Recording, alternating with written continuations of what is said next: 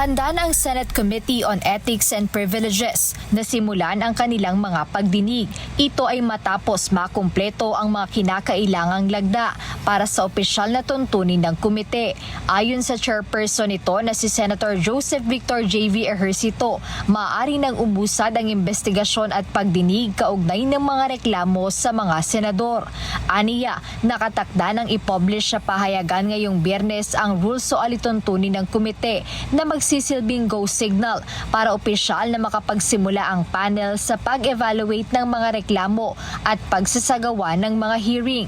Paliwanag ng senador, naging prioridad niya ang pagkumpleto sa 6 na lagda ng mga miyembro upang ganap na ma-operationalize ang komite. Bukod sa chairperson, kabilang sa mga lumagda sa nasabing rules ay sina Senator Francis Kiko Pangilinan, Senator Erwin Tulfo, Senator Risa Hontiveros, Senator Panfilo Ping Lacson at Senator Juan Miguel Mig-Zubiri.